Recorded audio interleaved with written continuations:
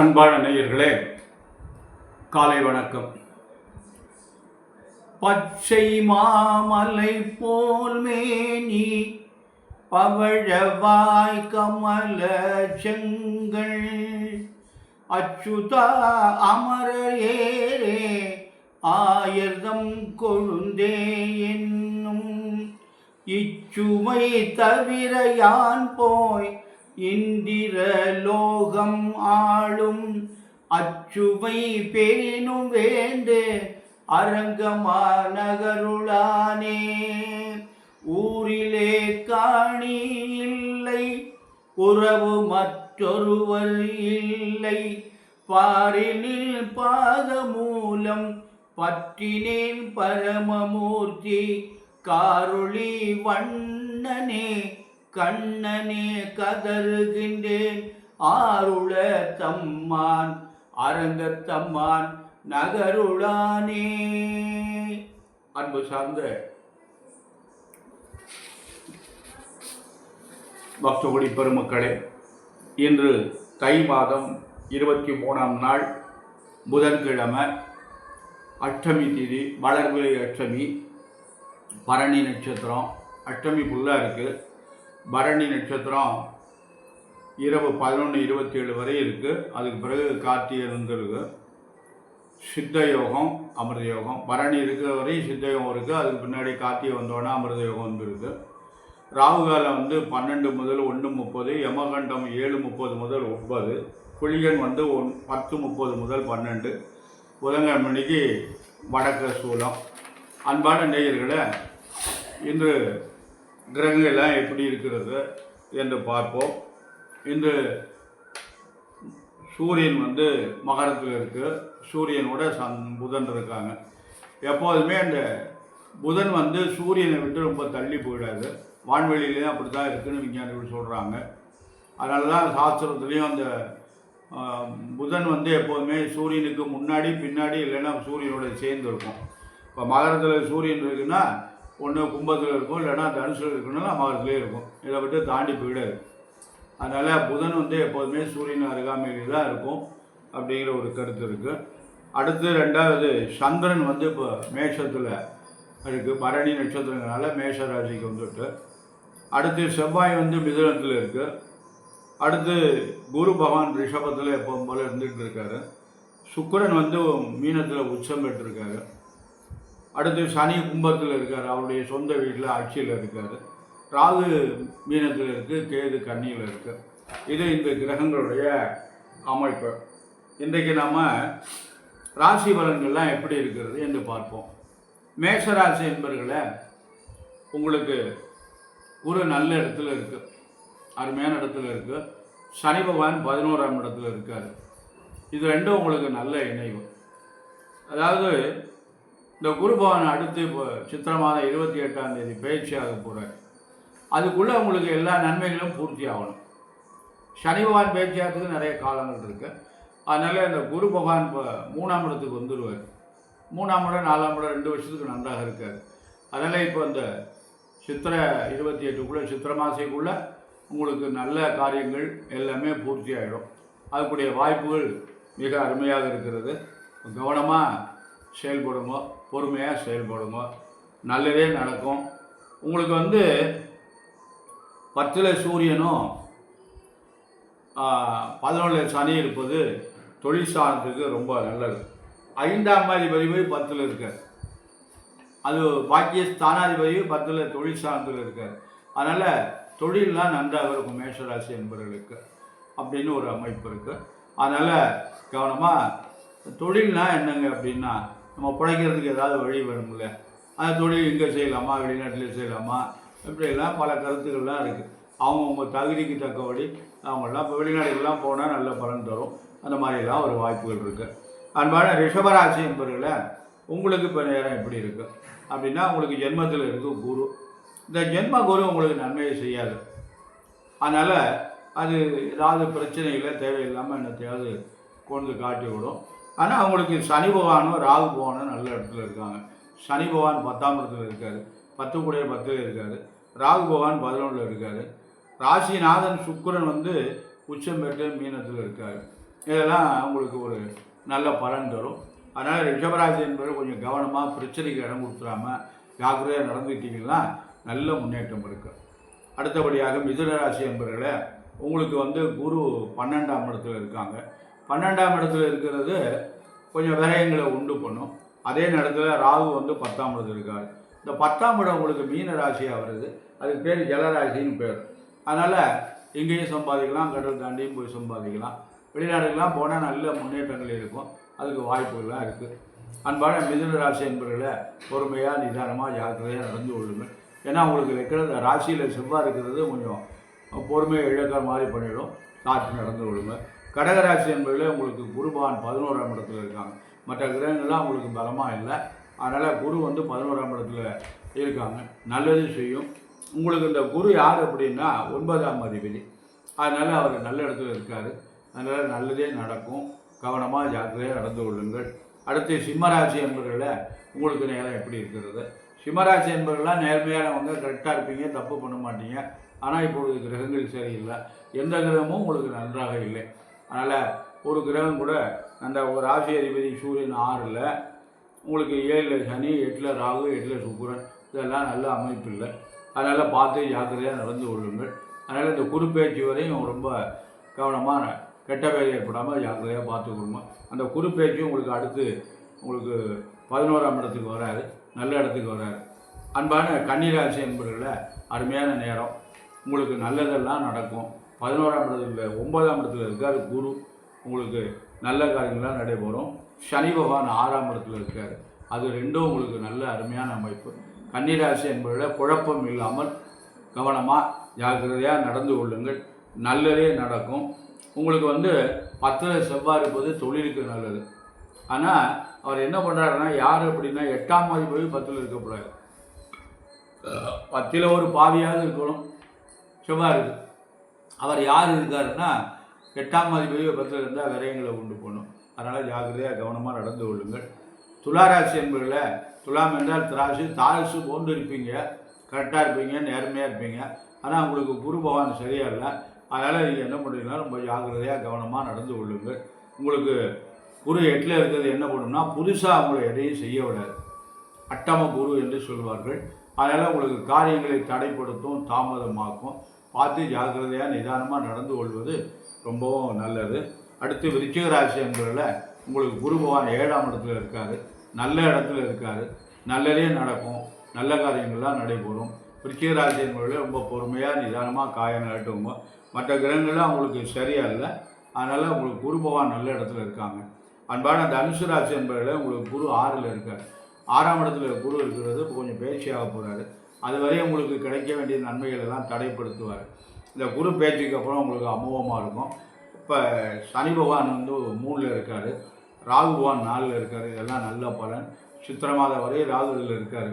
குரு சித்திரை 28ஆம் தேதி பேச்சியாக 7ஆம் இடத்துக்கு போயிடுவார். அதன் பிறகு உங்களுக்கு அருமையாக இருக்கும். மகர ராசி என்பதில் உங்களுக்கு 7 பகவானுடைய காலம் இருக்கிறது. அவங்க வயதுக்கு தக்கபடி பலன் தரும். முதல் சுற்று, 2வது சுற்று, 3வது சுற்று எல்லாம் இருக்கும். பார்த்து கவனமாக நடந்து கொள்ளுங்கள். குரு பகவான் உங்களுக்கு 5ஆம் இடத்துல இருக்கார். அமோகமாக இருக்கார். நல்ல இடத்துல இருக்கார். அடுத்து ராகு பகவான் 3ஆம் இடத்துல இருக்கார். இது ரெண்டும் உங்களுக்கு நல்ல பலன்களை தரும். 3, 6, 11 பாவர் நின்று, அதனால் நல்லது. இருப்பினும் 7.5 சனி இருக்கிறது. பார்த்து ஜாக்கிரதையாக நடந்து கொள்ளுங்கள். அடுத்த கும்பராசி என்பவர்களை உங்களுக்கும் 7.5 சனி இருக்கிறது. ஜென்ம சனி என்று சொல்வார்கள். உங்களுக்கு எந்த கிரகங்களும் சரியாக பார்த்து கவனமாக ஜாக்கிரதையாக நடந்து காரியங்களை ஒத்தி போடாதீங்க. நாளை என்று பார்த்து கொள்ளுங்க என்று சோம்பேறித்தனமாக இருக்காதீங்க. உடனே செஞ்சு முடிங்க. நல்லதே நடக்கும். மீனராசி என்பவர்களை உங்களுக்கும் குரு பகவான் 3ஆம் இடத்துல இருக்காங்க. உங்களுக்கு என்ன ஓராண்டுக்கு குரு பகவான் நல்ல இடத்துல, அடுத்து 4ஆம் இடத்துக்கு வர போகிறாரு. இதில் ஒரு 2 மாதம் இருக்குது. அந்த பக்கம் ஒரு வருஷம் இருக்குது. அதனால் என்ன ஒரு 14-15 மாதத்துக்கு குருவுடைய அமைப்பு உங்களுக்கு சரியாக இருக்காது. ஆனால் இப்போ குரு பார்வை உங்களுக்கு பிரமாதமாக இருக்குது. 9ஆம் இடத்தை பார்க்குறாரு. அந்த குரு பார்த்தால் கோடி நன்மை அப்படின்னு சொல்லுவாங்க. 11ஆம் இடத்தையும் 9ஆம் இடத்தையும் பார்க்குறாங்க. குரு இருக்கிறத விட பார்வை தான் ரொம்ப நல்லா உயர்ந்தது. அதனால் அந்த குருவுடைய பார்வை உங்களுக்கு நல்ல பலன்களை தரும். அன்பான மீனராசி என்பதில் குழப்பம் இல்லாமல் ஒரே முடிவோடு குருவுடைய பார்வையினால உங்களுக்கு நல்லதெல்லாம் நடக்கும். கஷ்டப்பட்டு தான் நீங்கள் நல்லது செய்யணும், சிரமப்பட்டு தான் நல்லது செய்யணும். மனச்சோர்வெல்லாம் ஏற்படும். என்ன பண்ண போகிறோம், எப்படி காலத்தை ஓட்ட போகிறோம் அப்படின்லாம் மனச்சோர்வுகள்லாம் இருக்கும். அதெல்லாம் குருவுடைய பார்வையில் நிவர்த்தியாகி, அதாவது கஷ்டப்பட்டால் தான் நன்மையுடைய வெயிலில் போனால் தான் அந்த நிழலுடைய அருமை தெரியும்னு சொல்லுவாங்க. அது மாதிரி கஷ்டம் இருந்தால் தான் சுகத்தை பற்றி நமக்கு அறிய முடியும். அன்பான நேயர்களை, மகர ராசி, கும்பராசி, மீனராசி என்பதில் 7.5 சனி பகவானுடைய காலம் இருக்கிறது. இறை பகவானை வழிபாடு செய்யுங்கள். அதாவது நாம் என்ன சொல்கிறோன்னா, முடிஞ்சவங்கெல்லாம் கோயிலுக்கு போகலாம், முடியாதவங்க எப்படி கோயிலுக்கு போக முடியும்? இப்போ இந்த மாதிரி வயசானவங்கெல்லாம் கோயிலுக்கு போக முடியல. இருக்கிற இடத்துல இருந்து சுவாமியை நம்ம பிரார்த்தனை பண்ணிக்க வேண்டியது. காலையில் ஸ்நானம் பண்ணி விட்டு திருநீர் இருந்து பதவிகள் பூரா பாராயணம் பண்ணலாம் இல்லையா? அது உணவாக நம்மளால் முடியாது. ஓம் நம சிவாய, ஓம் நம சிவாய என்று நம்மளால் இயன்றவரை சொல்லிக்கொண்டே இருக்கலாம் இல்லையா? எப்போ பார்த்தாலும் நம்ம சிவாய சொல்லிகிட்டே இருக்கலாம் இல்லையா? அது நம்ம பேங்கில் இந்த சேமிப்புன்னு ஒன்று வைக்கிறோம் பாருங்கள்.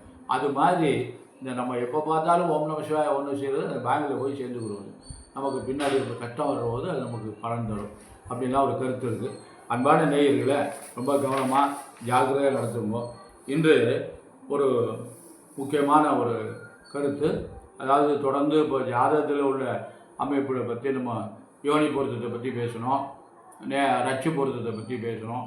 இப்பொழுது இன்று இந்த செவ்வாய் தோஷம் ஏற்கனவே நான் சொல்லியிருக்கேன், இருந்தாலும் மீண்டும் ஒரு முறை சொல்கிறேன். அதாவது செவ்வாய் தோஷத்தை பற்றி நிறைய மக்கள்கிட்ட ஒரு தவறான கருத்துக்கள் இருக்குது. இந்த ஜோதிடத்தை கொண்டு ஜாதகத்தை கொடுத்தா அவங்க என்ன பண்ணுறாங்கன்னா, இந்த ஜாதகத்துக்கு செவ்வாய் தோஷம் இருக்குது, நாகதோஷம் இருக்குது, இதை கழிக்கணும், ராமேஸ்வரம் போய் பரிகாரம் பண்ணணும், இப்படியெல்லாம் சொல்லி அவங்க மக்களை குழப்பி விட்டுறாங்க. நேற்று கூட நான் ஒரு ஜாதகம் பார்த்தேன், அது தபால் மூலமாக வந்தது. அந்த ஜாதகத்தில் அவங்க கேட்டாங்க, மாப்பிள்ளைக்கு நாகதோஷம் இருக்குது, கழிக்கணும், ராமேஸ்வரம் போகணும் அப்படின்னு சொன்னாங்கன்னு கேட்டாங்க. அதில் எந்த தோஷமும் கிடையாது. அதே எழுதியிருக்கேன், 2 ஜாதகங்களையும் எந்த தோஷமும் கிடையாதுன்னு அவங்களுக்கு எழுதியிருக்கேன்.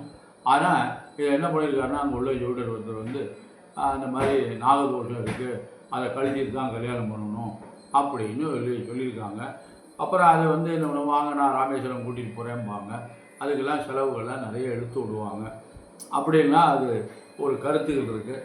அதனால் நீங்கள் அந்த மாதிரிலாம் சொல்லாதீங்க, அதனால் அந்த மாதிரிலாம் பார்க்காதீங்க. அதெல்லாம் கிடையாது. நமக்கு இப்போ நம்ம 7ஆம் இடம் வாழ்க்கையில் நமக்கு ரொம்ப முக்கியம். 7ஆம் இடம்னா என்னங்க அப்படின்னா களத்திரம்னு பேர். களத்திரம்னா என்ன? கணவன் மனைவியை கொடுக்கக்கூடிய இடம். களத்திர தோஷம்னு சொல்லுவாங்க. ஆனால் அதுக்கு பொருள் கேட்டால் சொல்ல தெரியாது. களத்திரங்கிறதுக்கு இன்னொரு பொருள் இருக்குது, களம் ப்ளஸ் உதிரம். களம் என்றால் என்ன, உதிரம் என்றால் என்ன? களம் என்றால் கூடுகின்ற இடம், உதிரம் என்றால் இரத்தம். 2 இரத்தமும் சேருகின்ற இடம். ஒரு ஆணுடைய இரத்தம், நல்லா யோசிச்சு பாருங்கள், இதுக்கு பொருள் கரெக்டாக இருக்கா இல்லையா, நான் தப்பாக சொல்கிறேன்னான்னு பாருங்கள். களம் ப்ளஸ் உதிரம் களத்திரம். களம் என்றால் என்ன? போர்க்களம், நெற்களம். அந்த காலத்தில் கட்டெல்லாம் உணர்ந்து ஒரு இடத்துல சேர்ப்பாங்க, கதிர்கட்டெல்லாம். அதுக்கு பேர் களத்து மேடுன்னு சொல்லுவாங்க. வீரர்கள் கூடுகின்ற, சிப்பாய்கள் கூடுகின்ற, மொத்தத்தில் கூடுகின்ற இடத்துக்கு பேர் களம் என்று பேர். அதனால் போர்க்களம்னு பேர். அது கூடுகின்ற இடம்னு சொல்லுவாங்க. அது மாதிரி இங்கே என்ன கூடுகின்ற இடம்? ஒரு ஆணும் பெண்ணும் சேருகின்ற இடம், ஒரு ஆணும் பெண்ணும் சங்கமிக்கின்ற இடம், வாழ்க்கையை துவங்குகின்ற இடம். ஒரு ஆணும் பெண்ணும் முதல் அடியாக வாழ்க்கையை துவங்குறா பாருங்க, அந்த இடத்துக்கு பேர் சேர்க்கைன்னு பேர். அந்த சேர்க்கைக்கு பேர் தான் களத்திரம்னு பேர். கணவன் மனைவி சேருவது. அப்போ கணவன் மனைவி சேருகின்ற பொழுது 2 பேருடைய இரத்தமும் சேருகிறது. ஒரு ஆணுடைய இரத்தமும் பெண்ணுடைய இரத்தமும் சேருகின்றது. நேரடியாக இரத்தமாக சேரலை, அந்த இரத்தங்கள் உயிரணுக்களாக மாறி சேருகிறது. அந்த உயிரணுக்கள் 2 பேரும் ஒன்றா சேர்ந்த உடனே கரு உருவாகிறது. அப்போ இந்த 7ஆம் இடம் 2 பேருக்கும் சிறப்பாக இருக்கணும். அப்போ தான் இந்த சேர்க்கையெல்லாம் நன்றாக இருக்கும், நல்ல ஆரோக்கியமான குழந்தைகள் பிறக்கும். 7ஆம் இடத்துல யாருக்குமே கிரகங்கள் இருக்கக்கூடாது. அப்படியே இருந்தால் 2 பேருக்குமே இருக்கணும். 7ஆம் இடத்தை வச்சு தான் ஒரு ஆண்மகனுக்கு மனைவி எப்படி அமைவாள், ஒரு பெண்மகளுக்கு கணவன் எப்படி அமைவான். நல்ல கணவனாக அமையணும், நல்ல மனைவியாக அமையணும். இது அமைஞ்சு போச்சுன்னா வாழ்க்கையில் அவனுக்கு எவ்வளோ கஷ்டம் வந்தாலும் தெரியாது. அதாவது மனைவி, நல்ல மனைவி, நல்ல கணவன். கணவனை புரிந்து கொண்டு நடப்பதும் மனைவியை புரிந்து கொண்டு நடப்பதும் வாழ்க்கை. அது புரிதல் இல்லைன்னா சண்டை வந்துக்கிட்டே தான் இருக்கும். இந்த புரிதல் இருந்துட்டால் சண்டை வராது. அது என்ன பண்ணுறது, புரிஞ்சுக்கணும், புரிதல் வேணும். அன்பான நேயர்களே, இப்போ அந்த 7ஆம் இடத்தை வச்சு நம்ம ஆய்வுக்கு எடுத்துட்டோம்னா, இந்த 7ஆம் இடத்துல வந்து பொதுவாக பாவகிரகங்கள் சனி, ராகு, கேது, சூரியன், சுக்கிரன் 7ல் இருக்கக்கூடாது. 7ல் வந்து களத்திர சாணத்தில் சுக்கிரன் இருந்தால் அதுக்கு பேர் களத்திர தோஷம்னு பேர். இவங்க என்ன பண்ணுறாங்கன்னா 7ல் எதுக்கு களத்திர தோஷம்னு சொல்கிறாங்கன்னு தெரியல. களத்திர காரகன் சுக்கிரன், அந்த களத்திர காரகன் சுக்கிரன் களத்திர ஸ்தானத்தில் இருக்கக்கூடாது.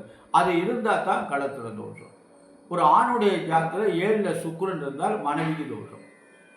ஒரு பெண்ணுடைய ஜாதகத்தில் 7ல் சுக்கிரன் இருந்தால் கணவனுக்கு தோஷம். இதுக்கு பேர் தான் களத்திர தோஷம். சனியோ கேதுவோ ராகுவோ இருந்தால் இதுக்கு பேர் களத்திர தோஷம் இல்லை. அதை வந்து இவங்க என்ன பண்ணுறாங்கன்னா களத்திர தோஷம்னா இப்போ நாகதோஷம்னு சொல்கிறாங்க. எங்கெல்லாம் ராகு இருந்தால் நாகதோஷம் அப்படிங்கிறாங்க. இப்போ வந்து பாம்பு எங்கெல்லாம் இருந்தால் நல்லதுன்னு ஒரு புலிப்பாணி முனிவர் வந்து சொல்லியிருக்காரு. மேஷராசி, ரிஷபராசி, கடகராசி, கன்னிராசி, மகர ராசி, இந்த 5 ராசியில் எந்த ராசியில் கருணாக அமர்ந்தாலும் ராஜயோகம்னு சொல்லிட்டாரு. இப்போ மீன லக்னம் இருக்குது, கடகத்தில் ராகு இருக்குது, இதை உடனே ராகதோஷம்னு சொல்லுவாங்க. கடகத்தில் ராகு இருந்தால் யோகத்தை பண்ணும், கெடுதலை பண்ணாது, நிச்சயமாக கெடுதலை பண்ணாது. அப்போ அது எப்படி நாகதோஷமாக இருக்கும்? அப்போ புலிப்பாணி முனிவர் சொன்னவர் அவர் என்ன பெரிய மகான்களே அவர் எப்படி தப்பாக சொல்லலாம்? ஆமையிடம் எருது நண்டுன்னு சொல்றா 5 இடத்தில் கருணாகம் அமர்ந்து நிற்கில் பூ மேடை தனி துயிலும் ராஜயோகம் எப்படி சொல்லியிருக்காரு பாருங்க. அது வந்து அதெல்லாம் வந்து இவங்க என்ன பண்ணுறாங்கன்னா உடனே 5ஆம் இடம், அது 7ஆம் இடமாக இருந்தால் மகர லக்னமாக இருந்தால் 7ஆம் இடம் கடகம், அதில் ராகு இருந்தால் நாகதோஷம் இருக்குது, இப்படியெல்லாம் வந்து ஒரு கருத்தை அவங்க பதிவு செய்கிறாங்க. அந்த கருத்துக்கெல்லாம் தவறு. ஆகையினால அந்த 7ஆம் இடம் என்பது வாழ்க்கையில் ரொம்ப முக்கியம். அந்த 7ஆம் இடத்துல சுக்கிரன் இருந்தால் தான் களத்திர தோஷம். அப்போ 7ஆம் இடத்துல சனி பகவான் இருந்தால் என்ன பண்ணும்னா, ஆண்களுக்கு 7ல் சனி இருந்தால் மனைவி நோயாளி, பெண்களுக்கு 7ல் சனி இருந்தால் கணவன் நோயாளி. இது என்னுடைய அனுபவத்தில் நான் நிறைய பார்த்துருக்கேன். நான் அதை வந்து நிறைய பார்த்துருக்கேன். என்னுடைய வயதுக்கு வந்து அந்த மாதிரி ஜாதகங்களை நான் நிறையா பார்த்துருக்கேன். அது வந்து நிறைய சிரமப்பட்டிருக்காங்க. அதுக்கப்புறம் ஏதோ இறைவனுடைய வேலை அவங்களுக்கு ஆயுள் பாகம்லாம் நன்றாக இருந்து அந்த நோயிலிருந்து வெளியில் வந்து 2 பேரும் குழந்தை வீட்டோட சௌரியமாக இருக்காங்க. அது என்னுடைய வயது அனுபவத்தில் நான் பார்த்தது. அது மாதிரி 7ல் ராகு இருப்பதும் தவறு. 7ல் ராகு இருந்தாலும் அந்த கணவன் மனைவிக்கு பிரச்சனை வந்துடும். அதே மாதிரி 7ல் கேது இருந்தால் இல்லற வாழ்க்கை முறையாக அமையாது அப்படின்னு பெரியவங்க எழுதியிருக்காங்க. 7ல் கேது இருந்தால் இல்லற வாழ்க்கை முறையாக அமையாது அப்படின்னு. ஒரு ஆணுக்கு 7ல் கேது இருக்கும்னா மனைவி முறையாக அமைய மாட்டான். எப்போ பார்த்தாலும் மனைவியோட பிரச்சனையோடய வாழ்ந்துட்டு இருப்பான். ஒரு சந்தோஷமான ஒரு சூழ்நிலை இருக்காது. கணவன் மனைவி அன்பாக சேர்ந்து குடும்ப வாழ்க்கை நடத்த மாட்டாங்க. ஏதோ கடமைக்காக புள்ளோட்டியில் பெற்றிருப்பாங்க. அது வந்து ஒரு நல்ல பலன் கிடையாது. இதை வந்து இதுக்கெல்லாம் என்ன செய்கிறது அப்படின்னா, இந்த பொருத்தம் பார்க்கின்ற பொழுது நம்ம கண்டிப்பாக 7ஆம் இடத்தை பார்க்கணும். 2 பேருக்கும் 7ஆம் இடத்துல இருக்குது. ஒருத்தருக்கு 7ஆம் இடத்துல ஏதாவது ஒரு கிரகம் இருக்கா அப்படின்னா, அதே மாதிரி இப்போ ஒரு ஆணுடைய ஜாதகத்தில் 7ல் கேது இருக்குது அப்படின்னா, அதே மாதிரி 7ல் பெண்ணுடைய ஜாதகத்தில் கேது தான் இருக்கணுங்கிற அவசியம் கிடையாது. 7ஆம் இடத்துல ஏதாவது ஒரு கிரகம் இருக்கணும். சூரியனோ சனியோ ராகுவோ ஏதாவது ஒன்று இருக்கணும். அந்த மாதிரி இருந்துட்டால் அதுக்கு இது பவர் அப்படின்னு பெரியவர்கள் இருக்காங்க. 2 பேருக்கும் 7ஆம் இடத்துல கிரகங்கள் இருந்துட்டால் ஒன்றும் பண்ணாது அப்படின்னு. இப்போ 5ஆம் இடம் இருக்குது, 5ஆம் இடத்துல செவ்வாய் இருக்குது, குழந்தை தாமதம் இருக்குது. 2 பேருக்கு 5ஆம் இடத்துல செவ்வாய் இருக்கணுமா? தப்பு. அந்த மாதிரி அது 7ஆம் இடத்துக்கு மட்டும்தான் இந்த பதில். 7ஆம் இடத்துக்கு மட்டும்தான் இந்த விளக்கம். 5ஆம் இடத்துக்கு 9ஆம் இடத்துக்குலாம் 9ஆம் இடத்துல 2 பேருக்கும் பாவம் இருந்தால் வம்ச விருத்தி ஆகாது. அந்த மாதிரிலாம் பார்க்கக்கூடாது. யாருக்காவது ஒருத்தருக்கு 9ஆம் இடம் பூர்வ புண்ணிய ஸ்தானம் நன்றாக இருக்கணும். அதனால் இந்த 7ஆம் ஆதிபதினு இருக்காங்க இல்லையா? இப்போ மீன லக்னம்னா 7ஆவது வீட்டுக்குரிய கிரகம் யார் அப்படின்னா சந்திரன். இது மீன லக்னத்துக்கு புதன் 7ஆம் வீட்டுக்குரிய கிரகம். அந்த புதன் வந்து களத்திர ஸ்தானாதிபதி.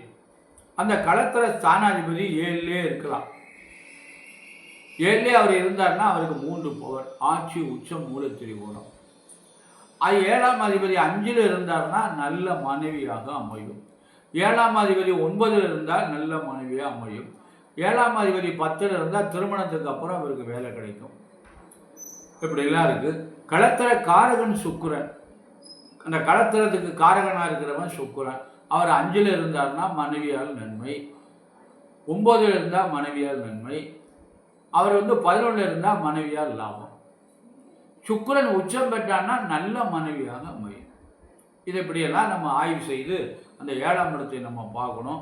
பெரும்பகுதி எனக்கு தெரிஞ்சவரை என்னுடைய வயது அனுபவத்தில் சொல்கிறேன், இதை யாருமே முறையாக ஜாதகங்களை பார்ப்பதில்லை. ஜாதகத்தை நன்றாக ஆய்வு செய்து அதை பார்க்கிறதே கிடையாது. அவங்க பொருத்தத்தை மட்டும் பார்த்துட்டு 9 பொருத்தம் இருக்குது, 10 பொருத்தம் இருக்குதுன்னு எழுதி கொடுக்குறாங்க. அதுவும் இந்த மளிகை கடை திட்டம் மாதிரி இந்த கிராமங்களில் பார்த்தீங்கன்னா, டவுனில் கூட நான் அது மாதிரி பார்த்துருக்கேன். ஏன்னா எனக்கு நாங்கள் ஊரில் இருக்கிற போது நகரங்கள்லேருந்து பொருத்தம் பார்த்த பேப்பர்லாம் என்கிட்ட வரும்.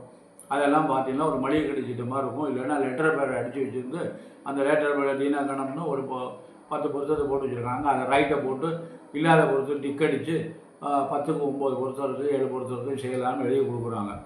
அது மாபெரும் குற்றம். அந்த மாதிரிலாம் பார்க்கவே கூடாது. 2 ஜாதகத்தையும் ஆய்வு செய்து கிரகங்கள்லாம் எப்படி இருக்குது, 7ஆம் அதிபதி எப்படி இருக்காரு, செவ்வாய் எப்படி இருக்குது. அதனால் நம்ம இந்த செவ்வாய் தோஷத்தை பற்றி நம்ம பேச ஆரம்பித்தோம். பேச்சு திசை மாறி போயிட்டு இருக்கு. அதனால் செவ்வாய் தோஷம் என்பது நமக்கு எப்படின்னா, தோஷம் என்றே சொல்லக்கூடாது அப்படிங்கிறான். எந்த ஜாதகமும் தோஷம் இல்லை. செவ்வாய் ஆட்சி உச்சம் நீசம் அடைஞ்சால் தோஷம் இல்லை. ஆட்சின்னா என்ன? செவ்வாய் மேஷத்துலேயோ விருச்சிக ராசிலையோ மகரத்துலேயோ கடகத்திலே இருந்தால் தோஷம் கிடையாது. செவ்வாய் குருவோடு சேர்ந்தால் தோஷம் இல்லை, சூரியனோட சேர்ந்தால் தோஷம் இல்லை, ராகுவோடு சேர்ந்தால் தோஷம் இல்லை, சந்திரனும் செவ்வாயும் இணைந்தால் தோஷம் இல்லை. இப்படியெல்லாம் நிறைய இல்லைங்கிறதுக்கு நிறைய ஆதாரங்கள்லாம் இருக்குது. செவ்வாய்க்கு முக்கியமாக செவ்வாய் தோஷத்துக்கு ஒரு முக்கியமான ஒரு கருத்து இருக்குது. அதாவது ஒரு பழைய நூல்லேருந்து நான் படித்தேன். 1, 4, 7, 8, 12 சனி பகவான் இருந்துட்டால் அந்த ஜாதகருக்கு செவ்வாய் தோஷம்னே சொல்லப்படலாம். எவ்வளோ பெரிய உயர்ந்த கருத்து பாருங்க. அதாவது 1 லக்னம், 4ஆம் இடம், 7ஆம் இடம், 8ஆம் இடம், 12ஆம் இடங்களில் அந்த ஜாதகத்துக்கு இப்போ 7 செவ்வாய் இருக்குது அப்படின்னா அந்த சனி பகவான் இந்த இடத்துலலாம் இருந்தாங்கன்னா அவங்களுக்கு செவ்வாய் தோஷம் அழிகிறதாம். செவ்வாய் தோஷமே என்று சொல்லப்படாது என்று ஒரு பழைய மூல நூல் ஒன்று இருக்கிறது. இந்த திருமணம் பொருத்தம் பார்ப்பதற்காக ஒரு பழைய நூல். அதெல்லாம் படிக்கிறது இந்த பஞ்சாங்கத்தில் இருக்கிற பொருத்தத்தை மட்டும் திடீர் சொல்லிடுறது. அதில் இந்த கருத்து இருக்குது. அது எவ்வளோ பெரிய உயர்ந்த கருத்து பாருங்கள். இப்படிலாம் வச்சு அந்த செவ்வாய் தோஷம் உண்டா இல்லையாங்கிறத நம்ம தீர்வு பண்ண முடியும். அப்படிலாம் ஒரு அமைப்பு இருக்குது. அதனால் 10 பாகைக்குள் செவ்வாய் இருந்தால் தான் தோஷம். 10 பாகையை தாண்டிட்டாருன்னா தோஷம் கிடையாது. அப்படிலாம் சில நிறைய கணக்குகள்லாம் இருக்குது, ஆராய்ச்சிகள் இருக்குது.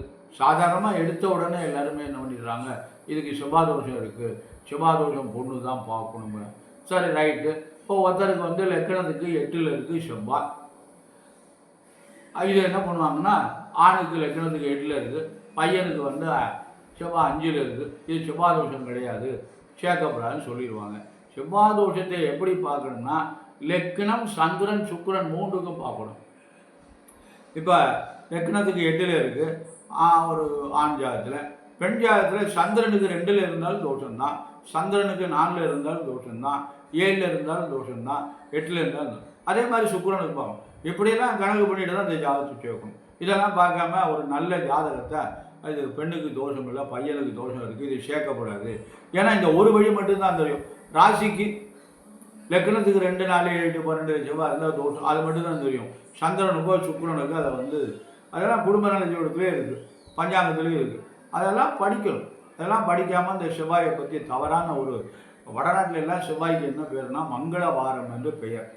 செவ்வாய்க்கிழமைக்கு எந்த காரியத்தையும் அங்கே பண்ணுவாங்க. வடநாடு பூரா அந்தமான் வடநாட்டில் எல்லாம் மங்களவாரம் சொல்லுவாங்க. சமஸ்கிருதத்திலே நம்ம சங்கல்பம் பண்ணுறது மங்களவார யுத்தாயாம் அப்படின்னா அர்ச்சனை பண்ணுறோம். நம்ம கிழமையை பற்றி நம்ம சொல்கிறோம். மங்களம்னா நல்ல நாள்னு பேர். செவ்வாய்க்கு அதிபதி முருகன். அதனால் நமக்கு இந்த செவ்வாய் தோஷம்னு நம்ம சொல்லிட்டு நிறைய ஜாதகங்களை நம்ம பண்ணி பரிகாரங்கள்லாம் நம்ம பண்ணுறோம். பரிகாரம் பண்ணுறதுனால நமக்கு நிவர்த்தி ஆகுதா அப்படின்னா எனக்கு என்னமோ அதில் ஒரு நம்பிக்கை இல்லை. ஏன் அப்படின்னா, பரிகாரம் என்பது முறையாக பண்ணோம்னா அதுக்கு நிவர்த்தி உண்டு. முறை இல்லாமல் ஏதாவது பரிகாரங்களில் பண்ணோம்னா நிச்சயமாக நமக்கு அது நமக்கு அந்த செவ்வாயினுடைய பவரை குறைக்கக்கூடிய ஒரே ஒரு கிரகம் முருகப்பெருமான் தான். அதனால் அவன் தான் அந்த குறைக்க முடியும். வேறு யாராலையும் இந்த செவ்வாயினுடைய பவரை வந்து கட்டுப்படுத்துறதுக்கு யாராலையும் முடியாது. அந்த மாதிரி ஜாதகங்கள் உள்ளவங்க அந்த முருகனை தான் நாடணும். அவன் தான் அந்த முருகப்பெருமான் தான் எம்பெருமான் வள்ளியின் மணாளன் தான் அதுக்கு வழி சொல்லணும். அதனால் அவரால் தான் அதை முடியும். வேறு யாராலையும் அதை நிவர்த்தி பண்ணுறதுக்கு முடியும். அதுக்கு செய்யறதில்லை. வாங்க நாங்கள் போய் இந்த மாதிரி இந்த இடத்துல போய் ராமேஸ்வரத்தில் போய் தேவிடத்தில் போய் கழிச்சிட்டு வரோம், இல்லைன்னா செவ்வாய்க்கு இந்த கோயில் இருக்குது அதுக்கு வாங்க போவோம், இப்படி நேரத்தையோ பண்ணுறாங்க. அதனால் நமக்கு செவ்வாயினுடைய வீடு தெரியுமா? வைத்தீஸ்வரன் கோயில். செவ்வாய்க்காக உருவாக்கப்பட்ட வீடு வந்து வைத்தீஸ்வரன் கோயில். ஏன் வைத்தீஸ்வரன் கோயிலில் செவ்வாய்க்காக உருப்படுன்னா செவ்வாய்க்கு அந்த தனி சன்னதி. அதே மாதிரி முத்துக்குமாரசாமிக்கு அவ்வளவு ஆச்சரியம் வைத்தீஸ்வரன் கோயிலில். அதனால் அங்கே போய் செவ்வாயை முத்துக்குமாரசாமியை தரிசனம் பண்ணிவிட்டு அங்கே செவ்வாயை வந்து தரிசனம் பண்ணிவிட்டு அங்காரகனை தரிசனம் பண்ணிட்டு வந்தால் இந்த செவ்வாயினால் ஏற்படுகின்ற பிரச்சனைலாம் நிவர்த்தி ஆகிடும் அப்படின்னு பெரியவங்க சொல்லியிருக்காங்க. அதெல்லாம் தாண்டி மூலவர் யார் தெரியுமா? வைத்தியநாதன், தையல் நாயகி. அந்த வைத்தியநாதனை தரிசனம் பண்ணாலே எல்லா தோஷமும் நிவர்த்தி ஆகிடும் அப்படிலாம் ஒரு கருத்து இருக்குது. அதனால் செவ்வாதோஷத்தை பற்றி குழப்பம் அடைய வேண்டாம். சந்தேகம் இருந்தால் உங்களுக்கு அந்த செவ்வாதோஷம் இருக்கா இல்லையான்னு தெரிஞ்சுக்கணும்னா தொடர்பு கொள்ளுங்க, அதுக்கு விளக்கம் சொல்கிறேன். அதனால் அன்பான நேயர்களை தவறான சிந்தனை வேண்டாம், தவறான ஜாதகங்களை இணைக்க வேண்டாம். ஒரு நல்ல அதாவது முறையாக ஜாதகம் பொருத்தம் பார்க்கணும்னா தொடர்பு கொள்ளுங்கள். நல்ல விதமாக பொருத்தம் பார்த்து தகவல் சொல்கிறேன். அதனால் அன்பான நான் வந்து மற்றவங்க பொருத்தம் பார்க்குறத நான் நான் எதுவுமே சொல்லலை. நானே வந்து முறையாக பார்க்குறேன்னு எனக்கு தெரியலை. அதனால் நானும் முறையாக படிக்காதவன் தான் அப்படின்னு தான் நினச்சிட்டு இருக்கேன் நான். ஏன்னா இன்னும் படிக்க வேண்டிய நிறைய கருத்துக்கள்லாம் நிறையா இருக்குது, முடியலை படிக்கிறதுக்கு, உடம்பு இடம் கொடுக்கல. அதனால் நிறைய படிப்பதற்கு நூல்கள்லாம் இருக்குது, பழைய நூல்கள்லாம் இருக்குது. அதை இன்னும் ஓரளவு தான் படிச்சிருக்கோம், பூராமே அதை வந்து நம்ம பார்க்க முடியலை. இருந்தாலும் தெரிஞ்சதை வைத்து கொண்டு நேர்மையாக ஏதோ பண்ணிகிட்டு இருக்கோம். அதனால் அன்பான நேயர்களை செவ்வாயை பற்றி தவறான ஒரு கருத்து வேண்டாம். எல்லாரும் நல்லொருள் பெற்று நலமுடன் வாழ எல்லாம் வல்ல எம்பெருமானையும் வள்ளல் பெருமான் வள்ளியின் மணாளன் முருகப்பெருமானையும் பிரார்த்தனை செய்து நிகழ்ச்சியை நிறைவு செய்கிறேன். நன்றி, வணக்கம்.